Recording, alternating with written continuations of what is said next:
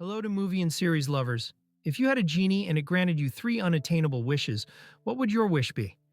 Let me guess: fame, wealth, immortality. But I don't want any of these. My wish is to erase my memory so that I can watch this beautiful series again. Stay with us to find out why this series is so attractive. The story is about the first vampires in history, the Michelson family. At first, the Michelson family inherited magical powers through their mother Esther and had humanity. But one day, Esther's child was hunted by creatures with high speed and strength called werewolves. Their father Michael, unable to bear this, asked his wife to turn them into eternal and powerful beings. But he did not know that manipulating nature can be dangerous. After transformation, they needed blood for survival, and this need was permanent and uncontrollable. This is how the first pure vampire family was born, and the rest of the vampires were vampirized by them. After seeing the result of her mistake and realizing what wild creatures her children had become after her actions, Esther regretted and decided to destroy all vampires, including her husband and children, against her will, as she was a caring mother who loved her children.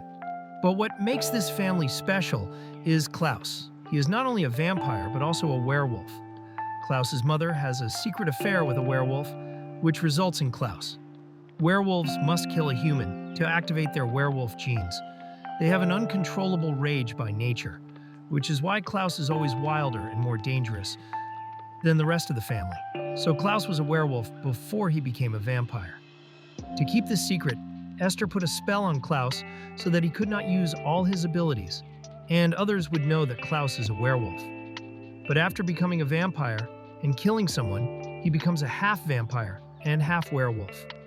But because of his mother's spell, he still can't reach his full power. After Klaus's stepfather, Michael, finds out about this, he can't stop the flames of his anger and wants to take the life of his bastard son. Even before he became a vampire, everyone feared his father. When he found out that his son Nicholas was not his real son, he became more angry than before. He used this anger to forbid himself from human blood and feed only on vampires, which made him a vampire hunter and a nightmare and legend to other vampires. Michael wanted to kill Klaus, and Klaus knew it, so he decided to run away. Klaus's brothers and sister had sworn to stay together always and forever, making them inseparable, so they helped Klaus escape. Wherever they went, when the feeling of happiness and peace came to them, Mikhail would find them and, like a shadow accompanied by fear, would not let them taste the greed of happiness. Klaus had always been the strongest member of the family and could have easily killed Michael, but because his mother had put a spell on him to prevent him from using his full power, he was at his weakest and most vulnerable, and decided to do anything to break the spell. These chases caused Klaus to move away from his humanity day by day and commit many brutalities.